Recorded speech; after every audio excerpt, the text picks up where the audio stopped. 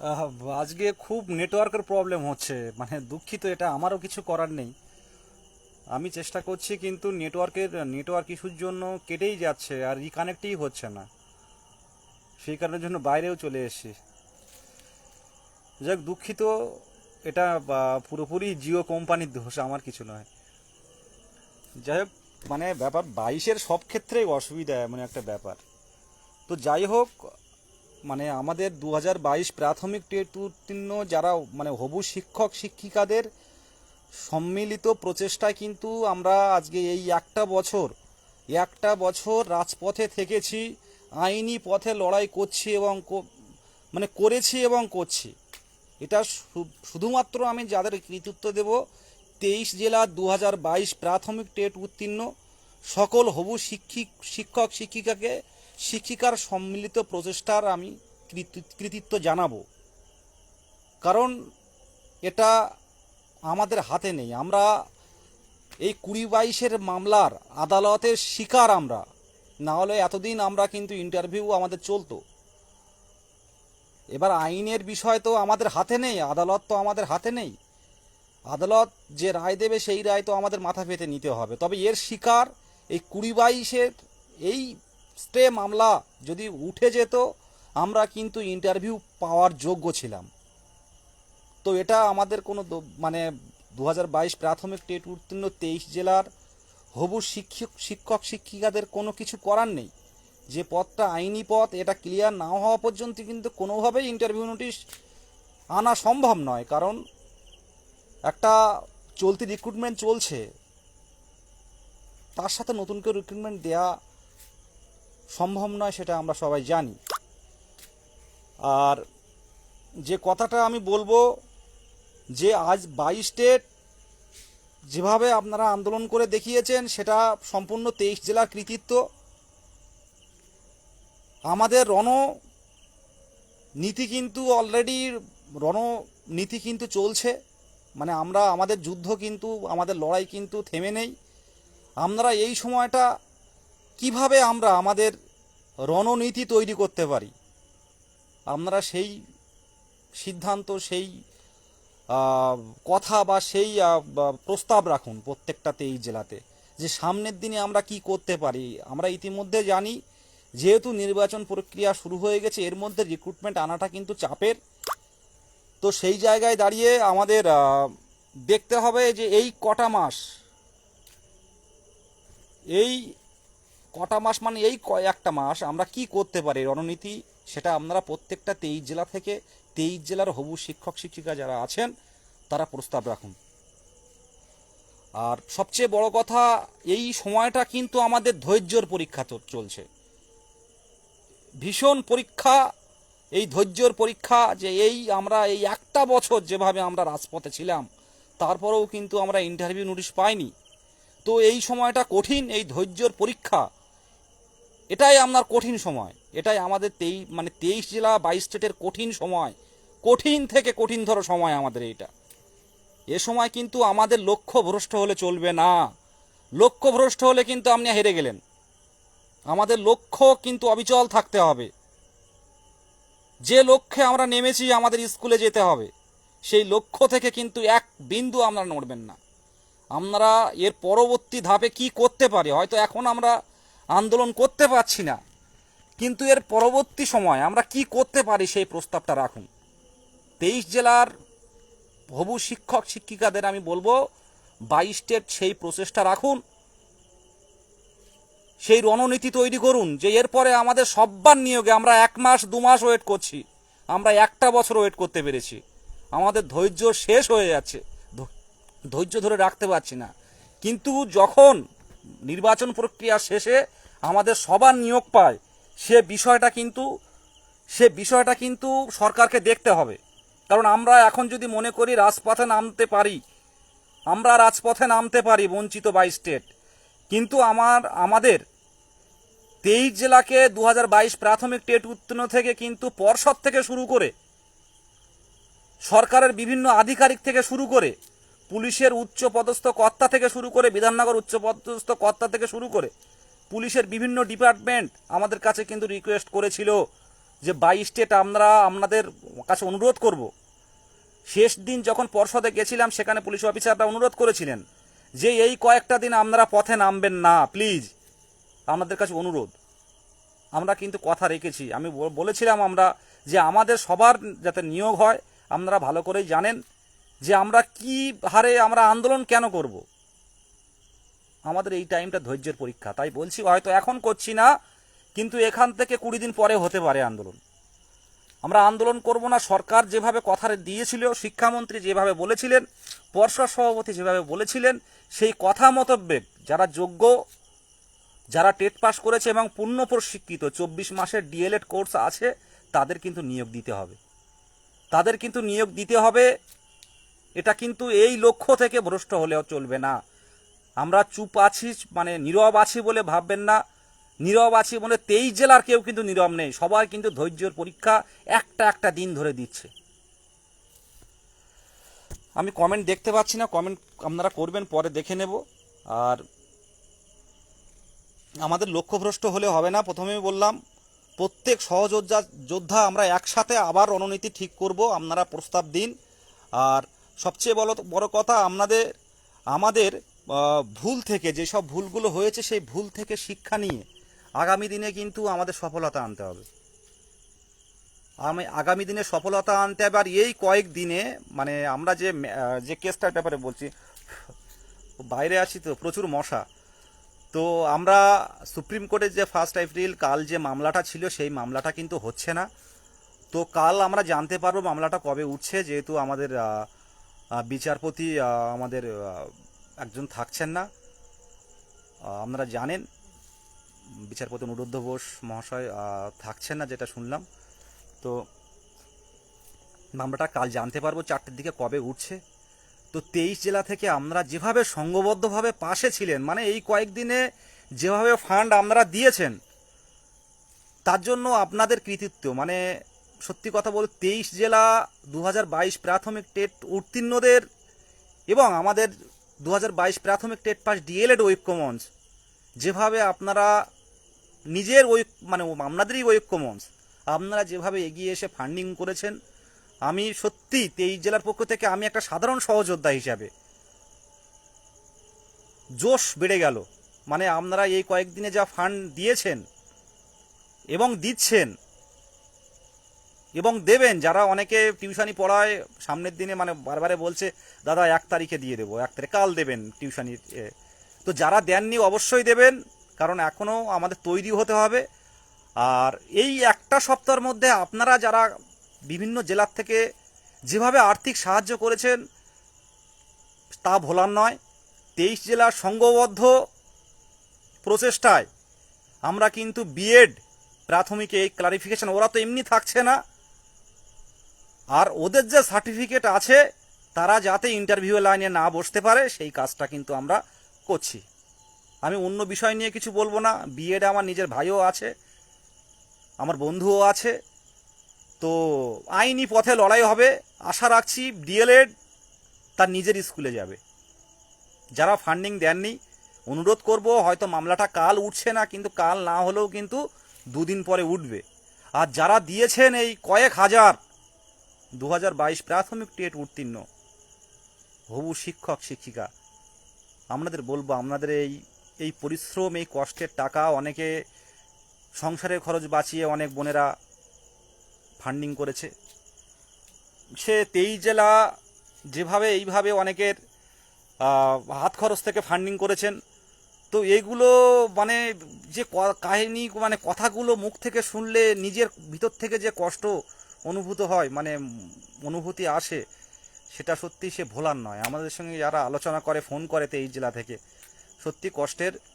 তো এই পরিশ্রম, সংসারের টাকা জমিয়ে আপনারা যেভাবে ফান্ডিং করছেন, আইনি লড়াইয়ে সাহায্য করছেন, 23 জেলা সংঘবদ্ধভাবে করছেন, আপনাদেরকে ভগবান, আল্লাহ, ঈশ্বর, গড যাই বলুন না কেন, ফেরাবে না। একদিন হাসতে পারবেন, একদিন হাসতে পারবেন। আশা রাখছি বিধানসভা ভোটে 2022 প্রাথমিক টেট উত্তীর্ণ এই কয়েক হাজার ভোটের ডিউটিতে যাবেন, ইলেকশন ডিউটিতে ফার্স্ট ট্রেনিং সেকেন্ড ট্রেনিং দিয়ে আপনারা ইলেকশনের ডিউটিতে যাবেন। এই স্বপ্নটা কিন্তু আপনাদের রাখতে হবে। এই স্বপ্ন থেকে কিন্তু লক্ষ্যভ্রষ্ট হলে হবে না। সামনের বিধানসভা ভোটে আপনাদের কিন্তু ভোটের ডিউটিতে যাবেন আপনারা শিক্ষক হিসাবে, আমরা শিক্ষক হিসাবে আমরা কিন্তু ভোটের ডিউটিতে যাব। এটা কিন্তু ভুলবেন না, মনস্থির করুন। আজকের যারা 2017 যে ভাইয়েরা বা দাদারা যারা আজকে ভোটের ডিউটি করতে যাচ্ছে দেখতে পাচ্ছি, তো আমরাও কিন্তু যাব, আমরাও যোগ্য। 22 স্টেট 23 জেলার সবাই আমরা আগামী দিনে ভোটের ডিউটিতে তৈরি থাকুন, আমরাও ভোটের ডিউটি করব। আমরা আদালতের এই আইনি জটিলতার শিকার হয়েছি, তো এই টাইমটা আমাদের ধৈর্যের সময়, ধৈর্য রাখার সময়। এই টাইমটা কেউ ভেঙে পড়বেন না, দাঁতে দাঁত চেপে আপনারা রণনীতি ঠিক করুন। এই মাসের মধ্যে আশা রাখছি 20-22 ব্যাপারটা সব পরিষ্কার হয়ে যাবে, কোনো প্যানেল পেন্ডিং থাকবে না। আর যে কথাটা আমি বলবো, গতকাল আমাদের মালদা ডিস্ট্রিক্টের আমাদের প্রসেনজিৎ ভাই, আমাদের শুভেন্দু ভাই, আমাদের সানিউল ভাই গতকাল রাতে কথা বলে তারা স্যারের সাথে কথা বলেছিলেন, পর্ষদ সভাপতির সাথে, এবং শিক্ষামন্ত্রীও ছিলেন। শিক্ষামন্ত্রীর সাথে একজনেরই দেখা হয়েছিল।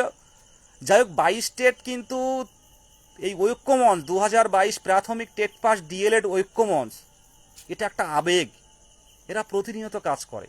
23টা জেলা, কথা কেন বলছি, আমরা তো ঘরে বসে থাকতাম, এই গরমে অনেকে রোজা রাখছে, অনেকে মানে এই সময় সন্ন্যাসী হয়েছে, আমরা জানি, তাদেরও সারাদিন না খেয়ে থাকতে হয়। আমার ভাইয়েরা, আমার মাইনরিটি ভাইয়েরা, আমার মুসলিম ভাইয়েরা সবাই রোজা আছে প্রায় বলতে গেলে।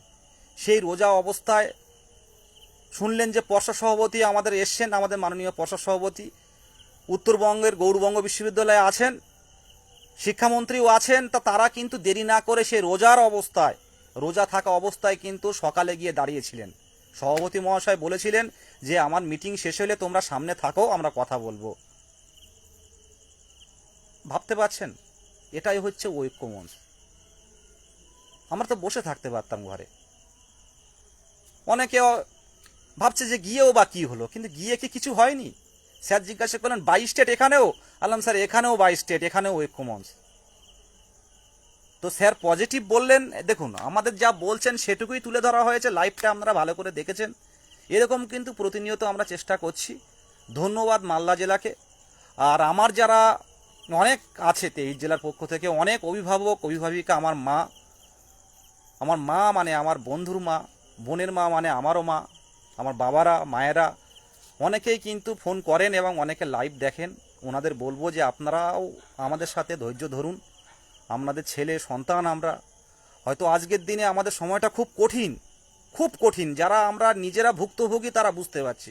গত মার্চ মাস থেকে শুরু করেছি, যাদের টিউশনি ছিল ছেড়ে দিয়েছি। আজকে কোর্টে যেতে হচ্ছে, কাল কোর্টে যেতে হচ্ছে, পরশু কোর্টে যেতে হচ্ছে।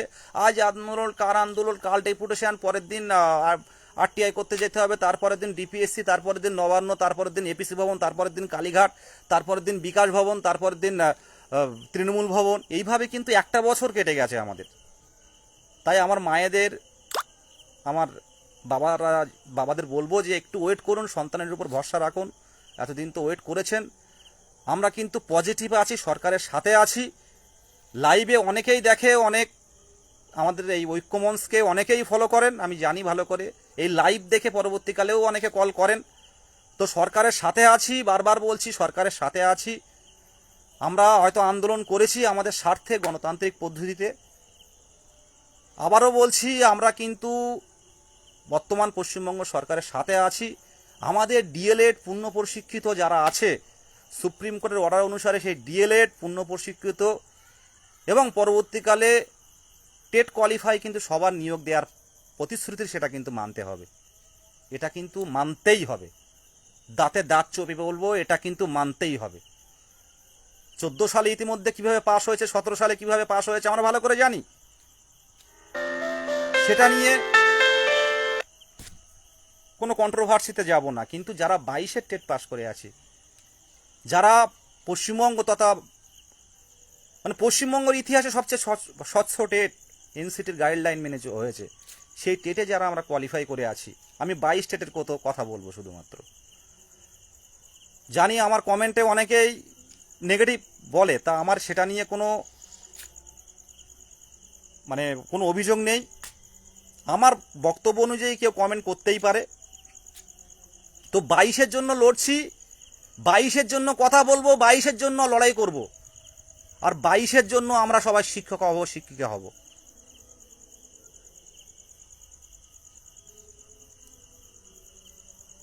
এটুকু বলার, আপনারা ধৈর্য ধরুন। আর প্রত্যেকটা জেলা 23 জেলাকে বলবো, আমরা সামনের দিনে কিভাবে আমাদের রণনীতি ঠিক করতে পারি, সামনের দিনে কিভাবে আমরা আমাদের লড়াইটা জারি রাখতে পারি, সেই চিন্তা করতে হবে। সংঘবদ্ধভাবে আমাদের থাকতে হবে, সংঘবদ্ধভাবে থাকতে হবে। কারণ এর আগে আপনারা 23 জেলা আমরা একসাথে ছিলাম বলেই কিন্তু কলকাতার বুকে, কলকাতা রাজধানীর বুকে সেই উত্তরবঙ্গ থেকে এসে আমার বোনেরা কিন্তু আন্দোলন করে গেছে। সেই জলপাইগুড়ি, কালিম্পং থেকে, জলপাইগুড়ি, শিলিগুড়ি থেকে তারাই কিন্তু আন্দোলন করে গেছে, কোচবিহার থেকে, মালদা থেকে তারাই কিন্তু আন্দোলন করে গেছে। তাই নতুন করে কিছু বলার নেই। 22 স্টেট একটা আবেগ, ঐক্যমঞ্চ একটা আবেগ। আর এই এক সপ্তাহে যে ফান্ডটা আপনারা দিয়েছেন, সেই ফান্ড যারা দিয়েছেন সত্যি কথা তাদের আমি জিজ্ঞাসা করছিলাম কিছুক্ষণ আগে আমাদের সুভাষ, সুদীপকে যারা দায়িত্বে আছে, অক্ষয়কে, সৌরভকে, যারা 23 জেলা মেলে সমস্ত দায়িত্বে থাকে, যে ফান্ড কেমন উঠছে।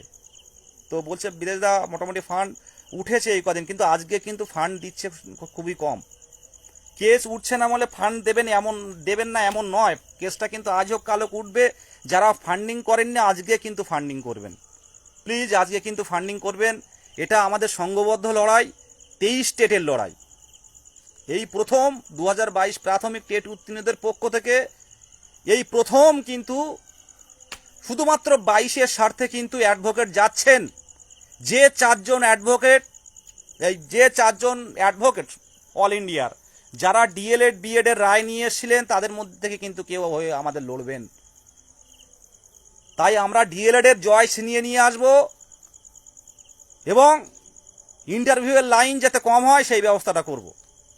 সবার রিক্রুটমেন্টের দাবি যেটা আছে, বিহারের মতো যে চিন্তা আছে, বিহারে যেমন রিক্রুটমেন্ট গত 1.5-2 মাসে যেভাবে প্রাথমিকে টেট কোয়ালিফাই মানে রিক্রুটমেন্ট, এমনকি বাংলার ছেলেরা, বাংলার যারা হবু শিক্ষক তারাও কিন্তু বিহারে গিয়ে চাকরি করছে অলরেডি, সেরকম যেন একটা জনজোয়ার চাকরিতে হয়। আর যে কথাটা না বললে নয়, খুব মশা এখানে। প্রাথমিকের কেসটা 23 জেলা আপনাদের সংঘবদ্ধ প্রচেষ্টায়, আপনাদের আর্থিক সহায়তায় কিন্তু প্রাথমিকের কেসটা একটা অর্ডার পেয়েছি। পঞ্চম শ্রেণী প্রাথমিকে 5ম শ্রেণী আনার যে অর্ডারটা আমরা পেয়েছি, সে অর্ডারটা কয়েক সপ্তাহের মধ্যে পর্ষদ তথা সরকারকে কিন্তু এভিডেভিট আকারে জানাতে হবে যে কেন ইমপ্লিমেন্ট হওয়ার সত্ত্বেও কেন প্রত্যেকটা স্কুলে কেন এখনো পর্যন্ত 5ম শ্রেণী অন্তর্ভুক্ত হয়নি। তো তারপরে আমাদের পরবর্তী সিদ্ধান্ত নেব। আর যদি আমরা এই প্রাথমিকে 5ম শ্রেণী আনতে পারি, প্রাথমিকে 5ম শ্রেণীর মতো ঐতিহাসিক রায় আনতে পারি, আপনারা জানেন যদি 30,000 স্কুলে যদি প্রাথমিকে আনা যায়, একটা করে স্কুল যদি একটা করে টিচার বাড়ে ডিএলএড, তাহলে টেট কোয়ালিফাইড পশ্চিমবঙ্গে খুঁজে পাওয়া যাবে না। এটা কিন্তু পুরো সরকারের সদিচ্ছা। সরকার যদি মনে করে যে এই কেসের সাপোর্টে আমি 5ম শ্রেণীকে অন্তর্ভুক্ত করব, তাহলে কিন্তু প্রচুর কিন্তু টিচার নিয়োগ হবে। এটা আমরা ভালো করেই জানি। আর এই কেসটার অনেক গ্রাউন্ড আছে, আপনারা এর আগে দেখেছেন। তো এটুকু বলার, নির্বাচনটা হয়ে যাক, তার মধ্যে